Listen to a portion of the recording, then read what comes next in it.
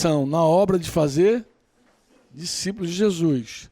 Eu estou dizendo que em algum momento alguém pode perguntar, inclusive você mesmo, como é que eu posso conhecer a Deus? Já comecei, como as Escrituras mesmo apresentam esse conhecimento. Pela criação, pela própria Escritura, fundamentalmente pela Escritura, né? Mas você vê que você tem um conhecimento quando você lê a lei e os profetas, mas é um conhecimento que de uma certa forma deixa você limitado, né? Mas quando você chega em Jesus, aí tudo faz sentido. Amém? Inclusive, eu digo para os irmãos, uma maneira de você ler a Bíblia é do teu jeito humano, olhando, examinando. Outra forma é você olhar com os olhos de Jesus, olhar com a lente de Jesus. Jesus é uma lente também. Você olha, aí você começa a olhar o Velho Testamento já diferente quando você vê Jesus. É ou não é? É ou não é? É claro, né? Inclusive, quando você está evangelizando, falando de Jesus para alguém, é possível que alguém diga assim, não, mas eu creio em Jesus. Tá bom, mas quem é Jesus para você? Quem é Jesus? Né? Aí, em geral, as pessoas não duvidam, por exemplo, que Jesus é um profeta. Eu falei ontem, a gente fez uma visita ontem aqui, e eu estava explicando para o casal que a gente visitou, que nenhum ateu hoje duvida da existência de Jesus como pessoa, né? Já não dá mais para negar. Né? Acho que, inclusive, o próprio Flávio Josefo, que é um dos historiadores mais considerados aí do meio, até do meio acadêmico, da história, né? Porque essa história, você não tem muita coisa desse tempo, mas ele cita Jesus, como alguns outros autores da sua época citam Jesus também. Então, Jesus é um personagem conhecido. Quando você fala de Jesus, as pessoas dizem, mas ele é um profeta. Você sabe que eu aprendi há muitos anos, acho que lendo um livro, cara evangelizando sobre Jesus, acho que, tu vê que isso é no mundo todo, né? Todo lugar do mundo alguém vai dizer que Jesus é um profeta. E ele teria dito assim, vamos ver se eu me lembro. Ele falou assim, se Jesus é um profeta, você deveria ler o que Jesus fala sobre ele mesmo. E ele fazia duas perguntas para os seus ouvintes. A primeira é a seguinte, um profeta, ele é mentiroso? Aí o cara, não. Ele é profeta. Ele é louco? Ah, também não. Ele é um profeta. Então, por que você não crê no que Jesus falou sobre si mesmo? Porque se ele é um profeta, você vai precisar crer no que ele disse sobre ele mesmo. Vou pegar a carona aqui com Mateus 11, 25 a 27. Que foi o próprio Jesus que falou. Ele orou, inclusive, assim. Nós já lemos algumas orações, mas essa oração ele vai dizer assim, Pai, Senhor dos céus e da terra, eu te agradeço, porque escondeste estas coisas dos que se consideram sábios e instruídos e as revelaste aos que são como crianças. Sim, Pai, foi do teu agrado fazê-lo assim. Meu Pai me confiou todas as coisas. Ninguém conhece verdadeiramente o Filho, a não ser que o Pai, a não ser o Pai conhece, e ninguém conhece verdadeiramente o Pai, a não ser o Filho,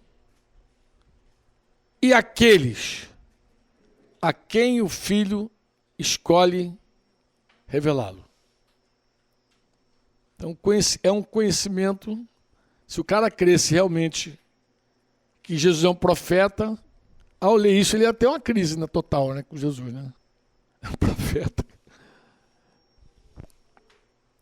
Foi Jesus que falou lá no texto que eu citei aqui, de João, eu sou o caminho, a verdade e a vida, ninguém pode vir a mim, senão... Desculpa, ninguém pode vir ao Pai, senão por mim. Se vocês realmente me conhecessem, saberiam quem é meu Pai. Se vocês realmente me conhecessem, disse ele, saberiam quem é meu Pai. Mas de agora em diante vão conhecer e ver o Pai. Aí Filipe, um dos discípulos, eu estou lendo aqui João 14, de 6 a 11, disse, Senhor, mostra-nos o Pai e ficaremos o quê? Satisfeitos. Jesus respondeu, Filipe, estive com vocês todo esse tempo e você ainda não sabe quem eu sou?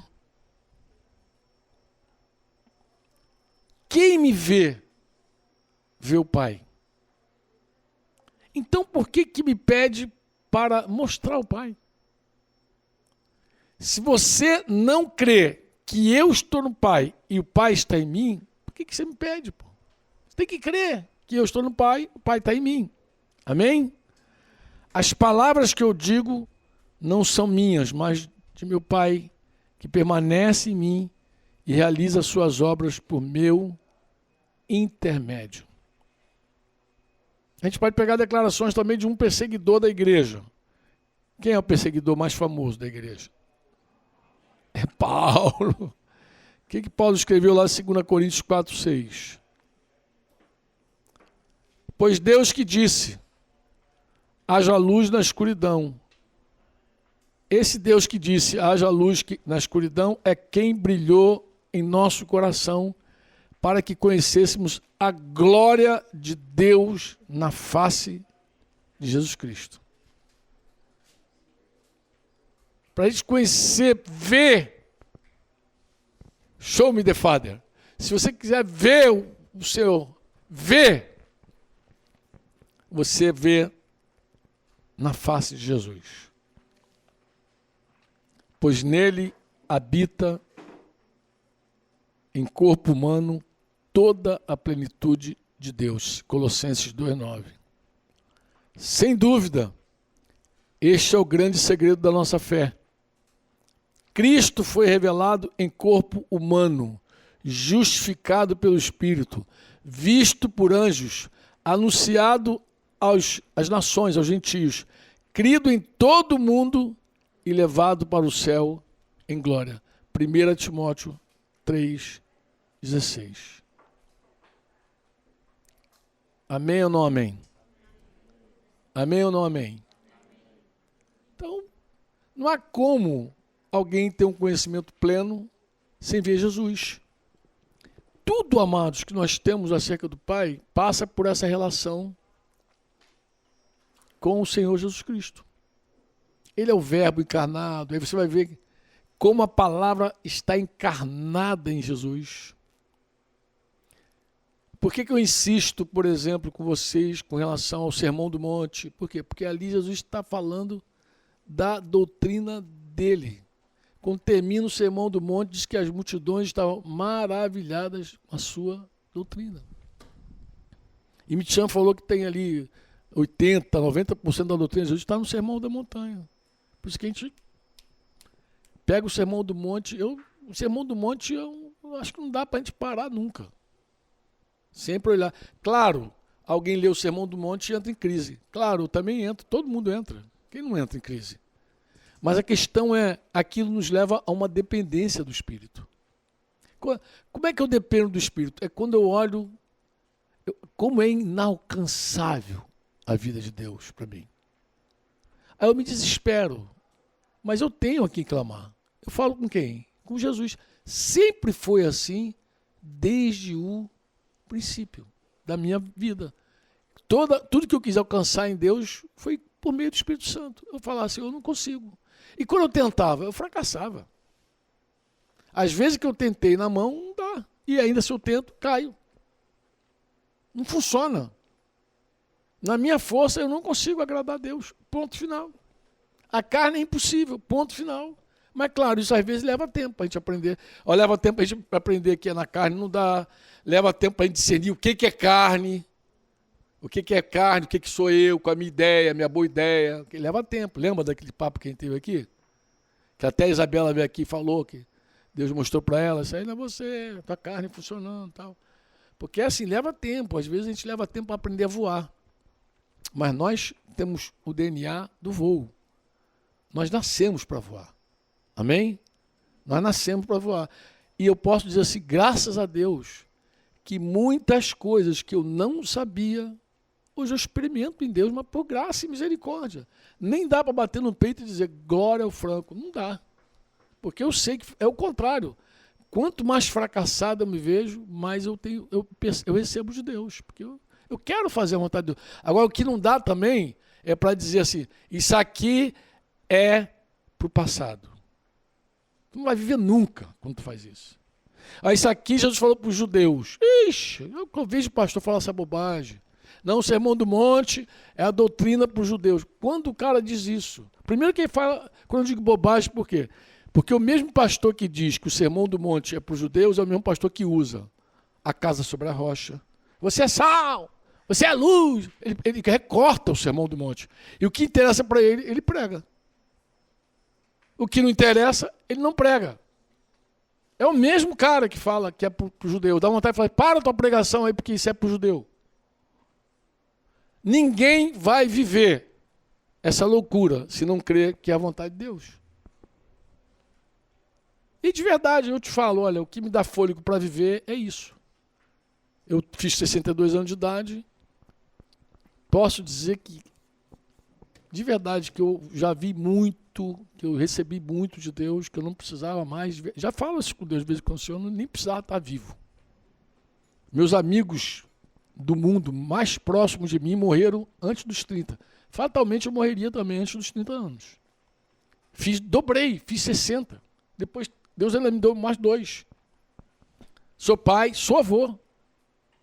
Já vi, já provei, já viajei, já... Mas o que me anima a viver? Alguém perguntar, o que eu dizer, cara, é porque eu olho para Jesus e vejo que eu preciso crescer. Eu não gostaria de morrer, pode registrar isso, sem me parecer de verdade com Jesus. Não gostaria.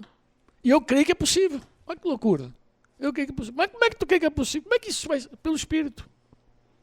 Eu preciso me esvaziar mais, me humilhar mais, me quebrantar mais e deixar o Espírito Santo trabalhar na minha vida, ainda. E você fala, desisto? Não desisto. E quando fracassa, eu volto com o Senhor de novo. Inclusive, já não tenho mais aquelas crises que eu tinha antes, assim, quando fracassava. Sou uma porcaria mesmo. Eu já sou uma porcaria. Ele falou que eu sou uma porcaria. Não estou falando nenhuma novidade para ele. Ele falou que escolheu os fracos, os tolos, que não são. Ele escolheu a pior estirpe. A pior coisa que ele escolheu. Eis-me aqui, sou eu mesmo. Então eu nem tenho essas crises. Eu não tenho crise também porque eu sei que não é o meu esforço que alcança isso. Mas eu preciso desejar, buscar, permanecer no seu amor, em Cristo. Eu não posso sair desse amor nunca. E eu posso crescer ainda. Claro que eu posso.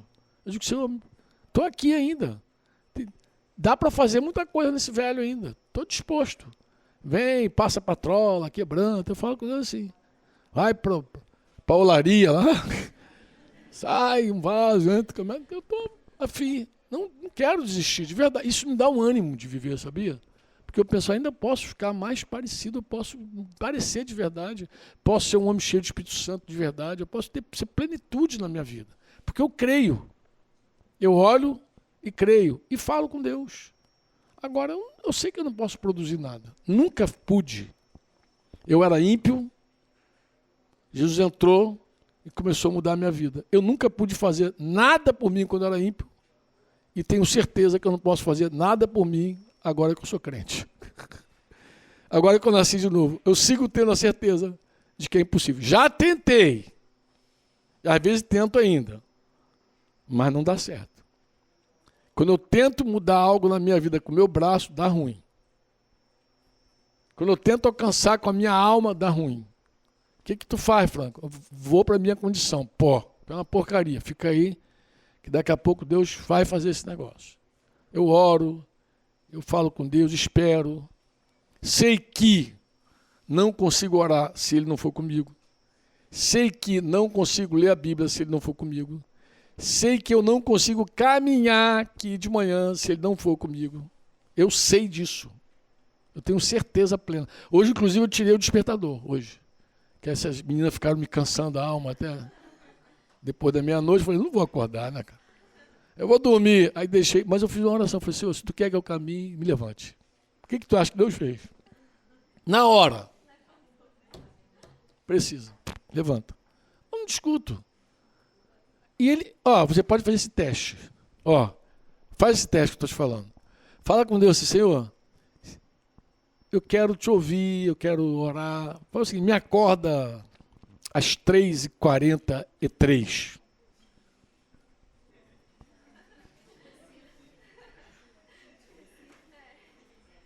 Não é acorda de madrugada, não. Não, me acorda às 3h43. Eu estou falando sério, gente. Eu não estou brincando. Fala com o Espírito Santo assim, Senhor, esse velho careca está falando, meu avô, me acorda às 3h47. Experimenta. E se assusta. Quando acorda, ai meu Deus! 3h47. Fala com ele. Eu estou te dando uma dica para você fazer o teste. Você vê que ele é preciso. Inclusive é muito interessante, porque quando ele te acorda, ele não te acorda como você acorda. Normalmente todo. Ele tira, parece que ele dá umas vaziadas assim no teu sono. Você fala assim, meu Deus, eu estava morrendo de sono agora. O que foi que houve? Ele te dá aquela levantada. E ele faz isso quando te dá um sonho, quer falar contigo. Você já acorda já. O que houve? Meu Deus, estava massacrado, moído, todo podre. Levantei. Claro, depois a podridão volta de novo. Porque você é carne. Mas é muito legal quando Deus faz isso. Aí levanta. Né? Às vezes levanta para ficar 1 hora contigo. De 3 às 4. De 4 às 5. Ele faz. Mas nada. Sabe o que é nada? É pela força humana. Nada. Tenta fazer isso, tu vai conseguir em algum momento. Depois tu vai fracassar. Eu não consigo fazer dieta. Não consegue mesmo. Tomei remédio. Pode ir para qualquer canto. Qual é a solução? A mesma de sempre. Foi aquela solução que te alcançou quando estava no mundo. É a mesma solução que te alcança quando está no corpo. Não mudou. É muito interessante quando você evangeliza e diz assim, Jesus é a solução, falou para o incrédulo, mas não é para você mais a solução. É a solução para o incrédulo, não é para você. Qual é a tua? Eu já busquei aqui, já estou falando ali. Cara, ele segue sendo a tua solução, meu amado. Por favor, não mudou nada. É a solução do incrédulo e é a tua também. Para o casamento, eu vejo um monte de crente com casamento quebrado querendo buscar a solução fora de Jesus. Eu falei, tu não vai arrumar nada aí. Tu prega isso pro incrédulo, cidadão. Um dia um irmão ligou pro médico, meio desesperado, meio ansioso, com medo de morrer. Ai, Jesus.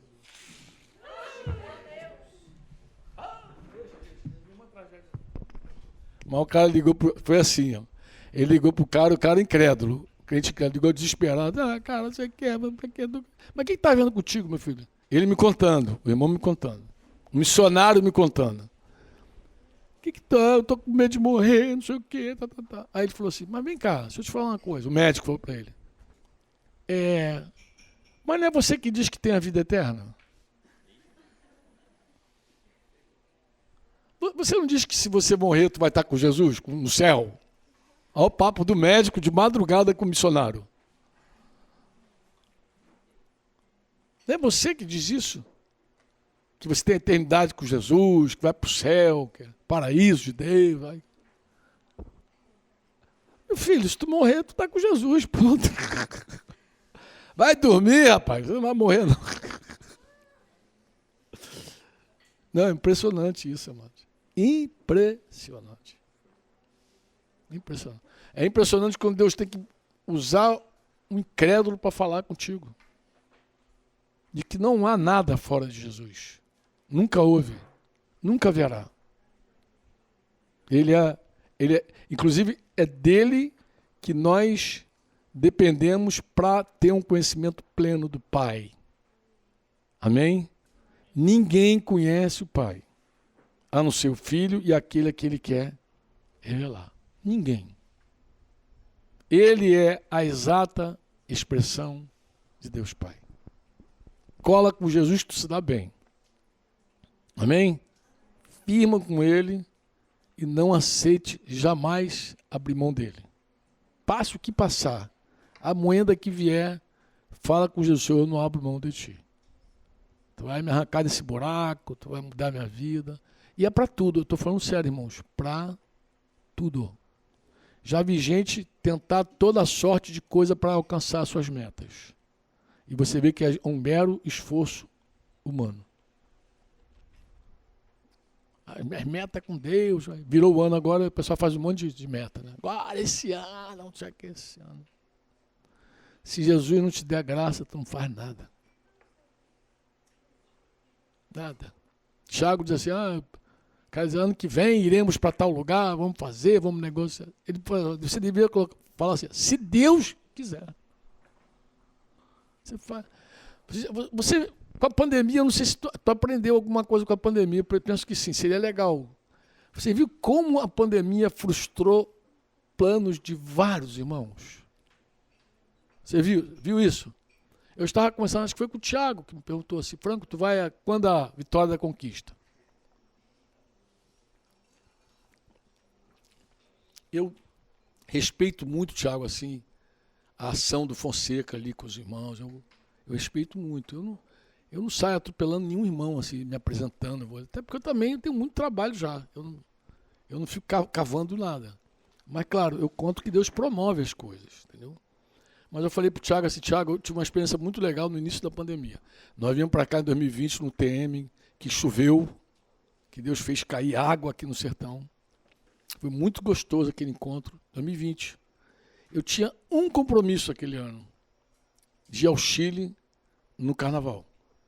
Fui com o Samuel, que é pastor lá em Cabo Frio, alguns jovens foram nos acompanhando, inclusive foi o Douglas também, aqui de Pôr da Folha, e nós fizemos um encontro lá no Chile, no Carnaval do Rio de Janeiro. Só que ele estava lá em Santiago, como é mesmo aquele lugar lá, Picarquim. Era a última agenda.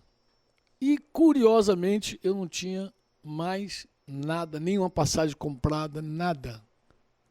Alguém pensou, pô, você quer passar um ano sabático? Não, deu um branco, assim, não assumi compromisso com ninguém.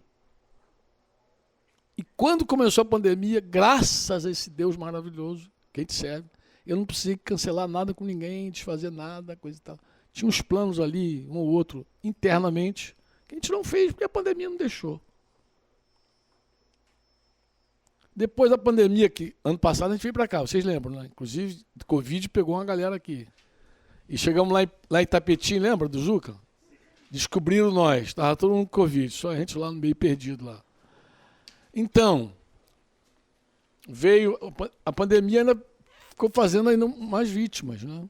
Aí eu estava falando para o Thiago, falei, Thiago, eu penso que a melhor coisa nesse tempo é não fazer agenda com mais de 3 meses.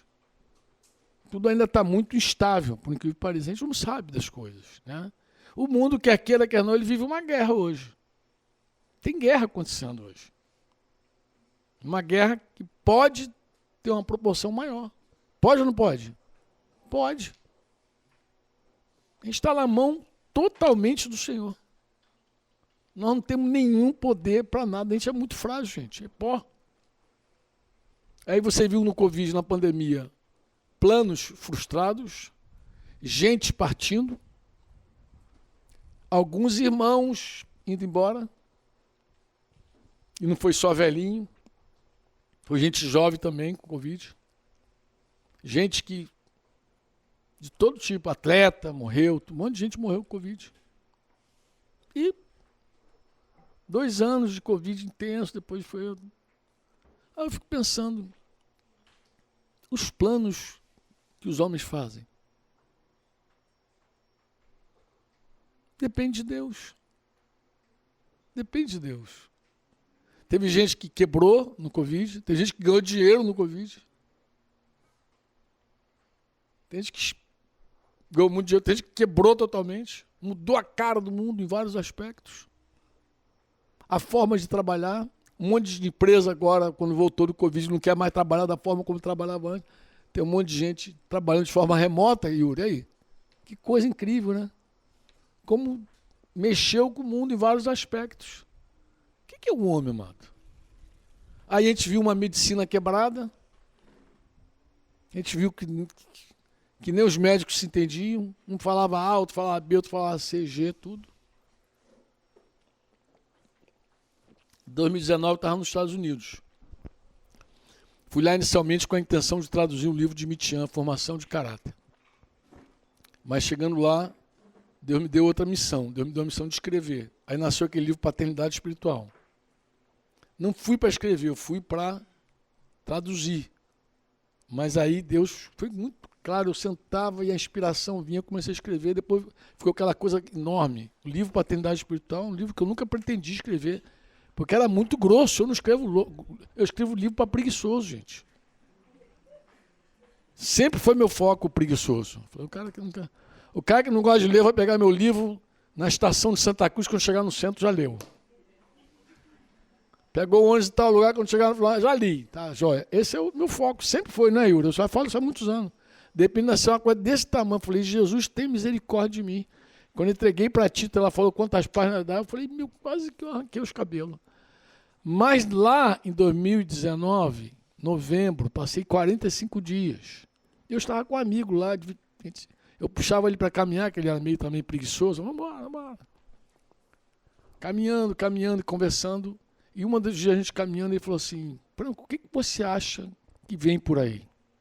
Porque eu estava falando para ele sobre uma expectativa que eu tinha no meu coração de que o mundo ia passar por alguma coisa. Aí ele, o que tu acha? E nós fomos conversando. Falei, tanta coisa pode acontecer, pode explodir uma guerra, a economia pode quebrar. O mundo vive tudo isso. Esse dinheiro sem lastro que existe por aí, em algum momento pode dar ruim. Essa produção alta de dinheiro que sem lastro, sem fundamentos, pode quebrar. Só que esse cara é muito... E eu falei, pode vir uma praga. Como uma praga? Uma gripe. Eu lembrei da gripe espanhola. Aí nós entramos já na casa, Denise já estava junto. E ele começou a me zoar, assim, gripe. Cara, do jeito que a ciência está avançada, uma gripe agora debelada, assim, ó. A gripe espanhola, que eu estava lembrando a ele, Primeira Guerra Mundial.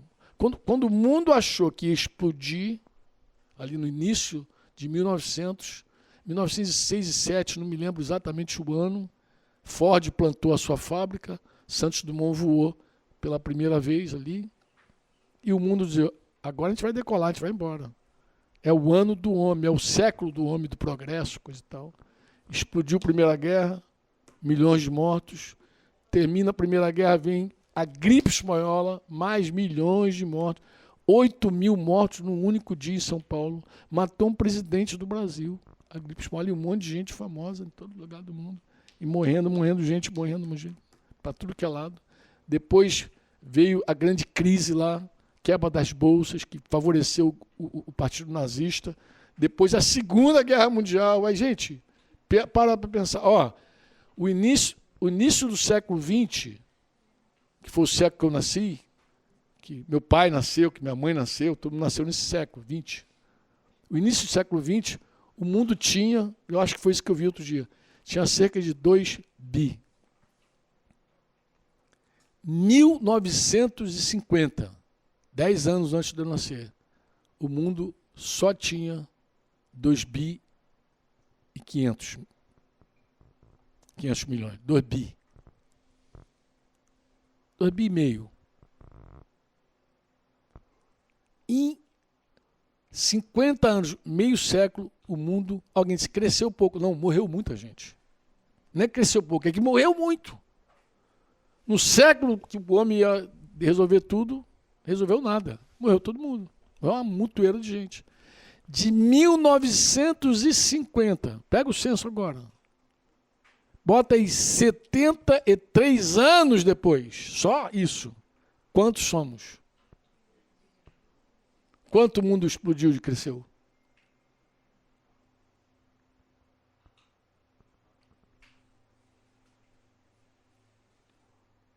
O homem faz planos, mas a resposta final vem da boca de... E aí esse irmão falou, mas a ciência evoluiu muito, e aí se fosse hoje, a medicina ia... Aí a gente já estava sentando ali com Denise, com a esposa, não sei o quê. Falei, amado, eu me admiro você é um homem tão inteligente. Deixa eu te falar uma coisa sobre a gripe espanhola. A gripe espanhola, amado, ela não apenas matou milhões, até hoje ela assusta. Tem cemitério lá na Europa que não pode ser mais usado. As pessoas têm medo de cavar lá e encontrar esse vírus em algum estado lá. Porque vírus, vocês sabem que vírus não tem vida, né? Vírus ele é viável. Quando ele entra numa célula, ele se torna viável. Não é um ser vivo que tu mata. Vamos matar a Covid. Não mata nada, tu não mata ninguém. Porque não morre. Ele é viável ou não viável. Ele é viável na célula. Aí ele se torna viável. E aí a gente conversando, coisa e tal, batendo papo daqui e dali. E ele falou Aí depois, 2020, março, explodiu a pandemia. Novembro a gente pegou Covid. Dia 1º de... Fomos para o encontro de jovens. Lá em Cascavel pegou a gente. Não estou falando Cascavel porque eu tive um sonho. Antes eu tive um sonho que uma serpente minúscula, quase invisível, me picava. E eu falei, Denise, que sonho bizonho. Eu sonhei que um negócio que eu não conseguia ver. Eu sabia que era como uma serpente.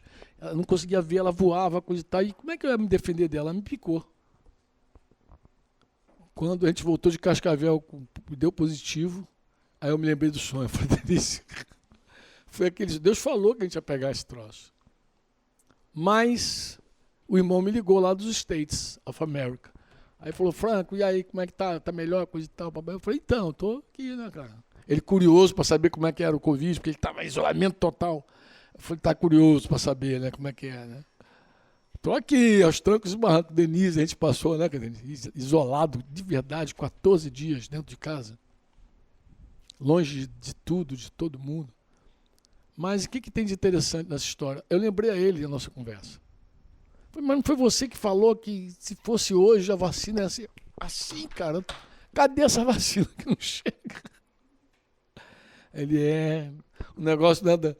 Porque assim, gente, é homem. Será que o Covid não nos ensinou nada? Será que esse negócio todo foi só para diminuir a população, alguns ficarem ricos, outros ficarem pobres? Será que não tem um ensino de Deus para a nossa alma, para a nossa vida aí? De que de verdade não somos nada sem o Senhor? Será que não serviu pelo menos para a igreja? Para o corpo de Cristo? Gente, é só olhar. Não precisa ser inteligente. Avalia tudo e vê as confusões todas. Cada um fala, é confusão, é briga. Tá, polarizou o mundo todo. Não polarizou só o Brasil. O mundo polarizou. E toma não sei o quê. Não toma isso não. Bebe não sei o quê. Não bebe isso não. Aquela desgraça. Os médicos na queda de braço. Eu dizia para Dedê, nem liga a televisão, né, Dedê? Nosso pacto era só Bíblia. Foi a única notícia que não muda é essa. Essa notícia aqui vale. Porque qualquer notícia que vier da mídia é furada. Não foi isso que a gente conversou, Denise? Combinamos isso, ó. Não vamos assistir, nem receber nenhuma notícia, nem pela internet, nem pela televisão, em lugar nenhum. A única notícia que vai ter aqui em casa é a Escritura. E nós focamos na Escritura. Comemos a Escritura, né? Ficamos ali, aproveitei também para escrever, traduzir livro. Foi um tempo produtivo. Em casa lá, os dois, tínhamos uma rotina exatamente assim, intensa. Mas para dentro, focado nas coisas do Senhor. E a gente não deu ouvido para nenhuma notícia. Quando o pessoal falava, tá brigando, tá bom. A gente sabia que a única palavra que não muda é a palavra do Senhor. Passa o céu, passa a terra, mas a palavra dele não passa. Amém? Ele é verdadeiro. Paulo diz, seja Deus verdadeiro, todo homem mentiroso. Só isso. Nada mais que isso. E eu penso que poderia ser para nós uma grande lição, um grande quebrantamento, porque isso poderia nos levar para Deus mais intensamente. Porque é exatamente assim, irmãos. Deus mostra a nossa fragilidade, mostra que somos fracos, não para espizinhar a gente. Deus nos ama. Amém? Ele só mostra que não vale a pena construir na areia, que tem que ser sobre a rocha. Deus, quando abala tudo, não é para dizer assim, então, pereba, ele já sabe que a gente é pereba. Ele não quer envergonhar. Deus não tem prazer nisso, amados. Deus só quer dizer, filho, você está construindo no lugar errado. Você está se estribando na tua força. Você está se estribando, está se escorando na tua carne. É só isso que ele quer dizer. Para com isso. Vem para cá, confia em mim. Confia em mim, porque aqui é estável. Em mim você pode construir.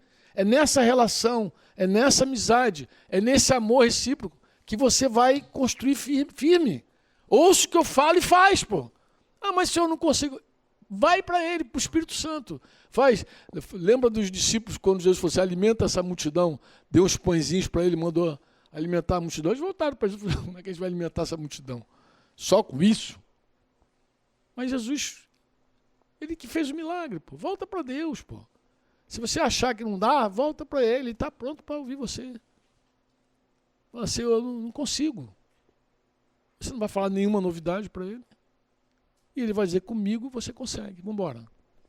Você já percebeu que quando Moisés perguntou quem eu sou? Quem sou eu? Pô? Deus só respondeu, eu vou estar contigo. Você já percebeu a semelhança que há quando Jesus enviou a gente para fazer discípulo? Falou, eu estarei com vocês todos os dias, até a consumação dos séculos. Eu estou com vocês. Pô. É que nós somos carnais. Duvidamos, não confiamos, queremos solucionar a coisa com o nosso braço, do nosso jeito. Ouvimos muita gente falar um monte de coisa que não é Deus falando. Damos crédito a um monte de notícia, um monte de informação. Acho que tudo é top. Vive mergulhado na internet. Come o tempo inteiro da mídia. Você quer o quê, pô?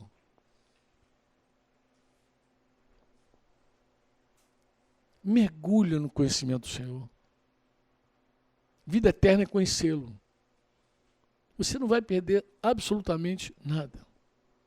Se aplica a palavra, porque Paulo vai dizer que essa palavra torna o ser humano capaz, obreiro capaz, habilitado para toda boa obra. Ou seja, tudo que é bom nessa vida, tudo que é bom, você, por meio da Escritura, do conhecimento, do relacionamento com ela, pode tornar você habilitado. Eu disse para meu filho, quando eu era adolescente, eu disse, filho, nenhuma faculdade vai te dar o que a Escritura te dá. Nenhuma. Nenhuma. Porque nenhuma vai te tornar uma pessoa perfeitamente habilitada para toda boa obra. Nenhuma, não tem. Tem alguma faculdade que você faz, vai lá, se inscreve, tu vai sair habilitado para toda boa obra. Às vezes é até pior do que entrou. Verdade, às vezes você é um jovem crente para a faculdade e volta incrédulo. O que te fez? Mal. Então, nunca briguei com ele, não, vai lá que é o curso acadêmico. Nunca me preocupei com isso, nunca. Falei, filho, eu quero você habilitado para toda boa obra. Eu animo a estudar, mas estuda, porque é importante estudar. Mas nada disso vai te agregar o que a Escritura te agrega. Nada. Sabe o que é nada? Nada. Parece uma loucura que eu estou falando. Mas é loucura mesmo. Pô. É loucura para os que perecem. Para nós que somos salvos, é poder de Deus. Mergulha aí, se relaciona corretamente com a Escritura. Não fica querendo ler para dizer que leu mais do que os outros. Não lê para dizer que conhece mais. Não fica para ficar exibindo conhecimento. Nada. Corrige tudo isso. Fala que o Senhor purifica meus motivos. Eu quero exatamente te conhecer. Eu quero te conhecer, eu quero fazer a tua vontade, eu quero te amar. Eu quero ter intimidade contigo. Só quero isso, não quero mais nada. Não quero ser campeão de curtida, milhões de seguidores. Eu não quero nada, não quero fama. Fala com Deus assim, fala sério. Fala com ele, Senhor, não quero ser aplaudido, eu só quero te conhecer. Eu só quero a ti te conhecer. Eu quero te amar. Quem conhece, confia. Quem conhece, confia. É como esperar em Deus, esperar e descansar em Deus. Nem todos que esperam, descansam. Tem muita gente esperando em Deus hoje porque não tem outra coisa para fazer. Não tem nenhum recurso. Aí espera. Mas quem descansa, espera. Pega uma redezinha ali, deita e descansa. Você vai esperar na boa. Mas só descansa quem confia. Só descansa quem sabe que Ele é poderoso, Ele é fiel para cumprir. Amém? Só descansa assim. Quem alcançou esse relacionamento com Ele. Mas até essa relação com a Escritura tem que ser purificada. Os motivos precisam ser purificados. Nosso relacionamento precisa ser corrigido. Você diz amém ou não amém? De boa? Me entenderam aí? Esse tema de hoje eu sei que ele é um tema assim mais pesado de repente. Nem abri para você falar. Mas eu penso que é fundamental. Amém ou não?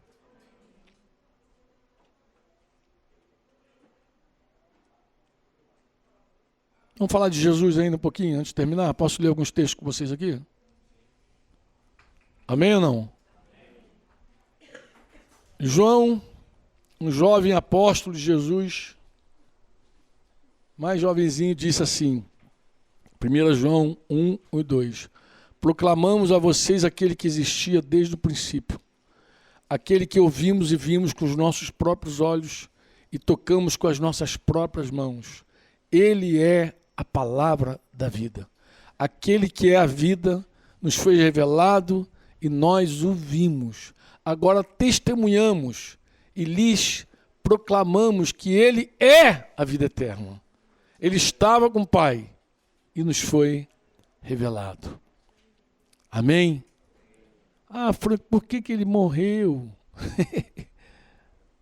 Por que Ele morreu? Porque tudo isso aí tu vai descobrir por meio dos evangelhos. Amém?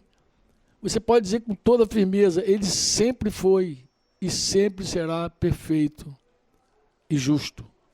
Você pode dizer amém ou não? Ó, diga comigo, Ele sempre foi e sempre será perfeito e justo. Apesar disso, assim começa Isaías capítulo 53, versículo 4 a 6. Apesar disso, foram as nossas enfermidades que Ele tomou sobre si e foram as nossas doenças que pesaram sobre Ele. Pensamos que seu sofrimento era castigo de Deus, castigo por sua culpa, mas Ele foi ferido por causa de nossa rebeldia e esmagado por causa de nossos pecados. Sofreu o castigo para que fôssemos restaurados. E recebeu açoite para que fôssemos curados.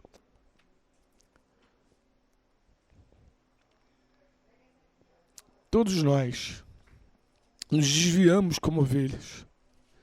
Deixamos os caminhos de Deus para seguir nossos caminhos. E, no entanto, o Senhor fez cair sobre Ele os pecados de todos nós.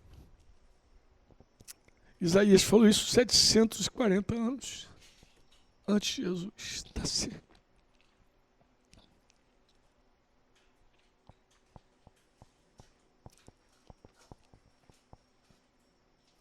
Tudo estava planejado. Fazia parte de um plano. Isaías 53, 10 e 11. Fazia parte do plano do Senhor esmagá-lo e causar-lhe dor.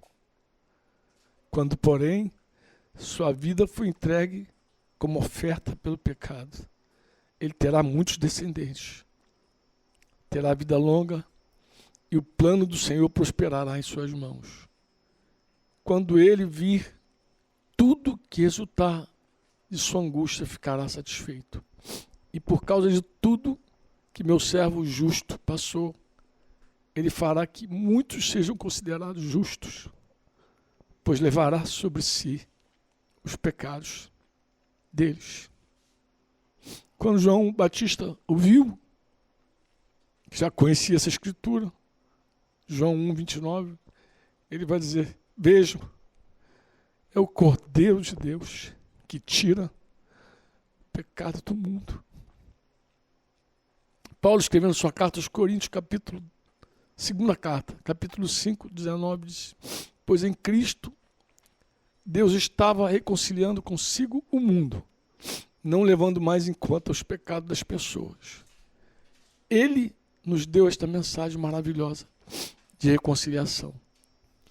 E no versículo 21 do capítulo 5, vai dizer: pois Deus fez de Cristo, aquele que nunca pecou, a oferta por nosso pecado, para que por meio dele fôssemos declarados justos diante de Deus.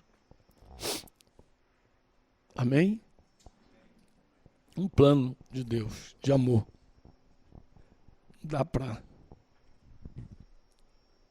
Não dá para não crer nesse amor, né? E não conhecer esse amor, como falei com vocês no início. Porque nós fomos revelados acerca disso. Em algum momento a gente esquece, outro momento a gente lembra, mas a gente foi revelado. É uma graça maravilhosa. Podemos estar aqui hoje considerando que Jesus morreu no nosso lugar. Que ele levou a nossa culpa, levou nossas maldições, todas. Eu vejo de vez em quando crente preocupado com maldição, quebra de... Eu falei, meu Deus do céu. Um dia você vai ser revelado, se você seguir perseverando, que Jesus levou sobre si todas as nossas maldições, todas. Se fez maldito no nosso lugar. Se fez maldito. Amém? Desculpa, irmão, já que tem uma hora que dá uma engasgada, né? Quase que não saiu. É que Isaías é muito interessante, Isaías. Eu vi uma judia, uma irmã querida, inclusive é uma judia que até hoje coopera muito com essa obra aqui. Essa obra. A irmã que está longe geograficamente de mim, de Denise. Mas ela está pertinho da gente, assim, muito comprometida. Segura a corda legal, ela. Segura financeiramente.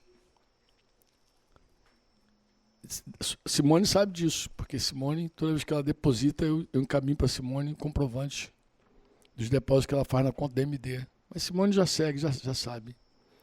Mas essa menina, quando ela se converteu, tive a oportunidade de batizá-la, mas ela ficou maravilhada com Isaías, porque ela era judia.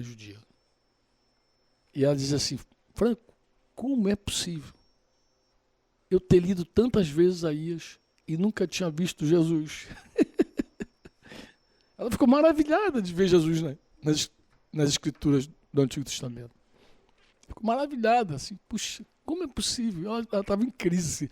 Ela não sabia se chorava, se ria, se cobrando a si mesma, assim, tão estudiosa, né? Se cobrando assim. Como que eu não vi Jesus na escritura? Como que eu não vi? Como? Ah, queridas, é Ele que se revela, Ele é o Espírito Santo. Não é a cabeça humana que faz isso. Não é o teu intelecto que promove isso. É o Espírito do Senhor. É uma dependência total e plena dEle. Ele é que se faz conhecido. Ele é que se revela, Ele é que se mostra. Né? Mas é impactante, né? Imagina alguém que estuda as Escrituras, crê nas profecias, né? Espera o Messias e de repente encontra Jesus como Messias da sua vida. E depois vai ver as Escrituras e vê que já estava lá. É Ele. Ela falou, meu Deus, quando eu leio, cada vez que eu leio, eu vejo. O eunuco também estava lendo Isaías, lembra? O rolo do livro de Isaías. Ele lendo justamente essa passagem perguntou para Filipe, mas afinal de contas ele está falando de quem? Está falando dele mesmo ou de alguém que viria? De quem que ele está? Aí foi fácil para Filipe, né? Foi fácil. Sempre o Espírito Santo faz tudo, gente. Filipe só teve o trabalho de explicar o que ele já sabia. O cara mandou parar a carruagem e falou, ali tem água. O que me impede de ser batizado? Tu vê que Filipe foi com ele até o batismo, né? que me impede de ser batizado? Ele diz assim, nada se você crê de todo o coração. Desceram, ele batizou um cara que depois foi embora. Né? Foi embora. Mas é um cara que buscava, ele queria, ele já lia. Ele estava curioso, ele lia. Tem gente assim, né? Querendo conhecer o Senhor. Querendo conhecer. Tem gente assim, querendo conhecer. Amém? Pai, em nome de Jesus,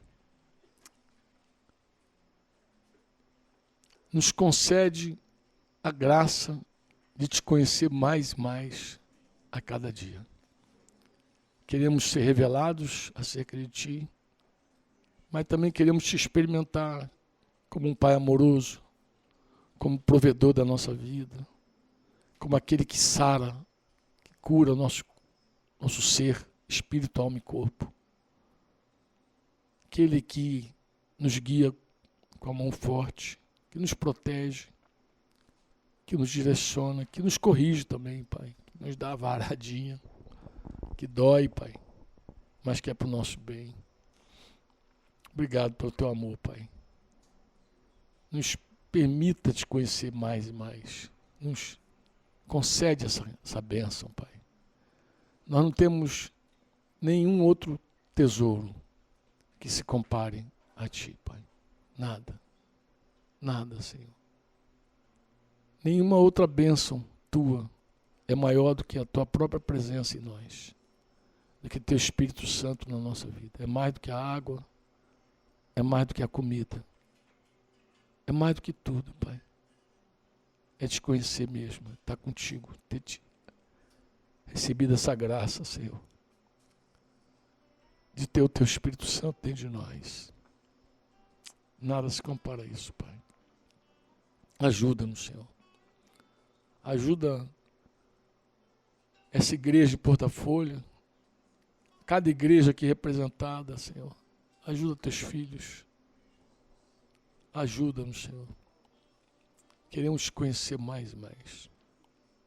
É a nossa oração. No nome de Jesus. Amém.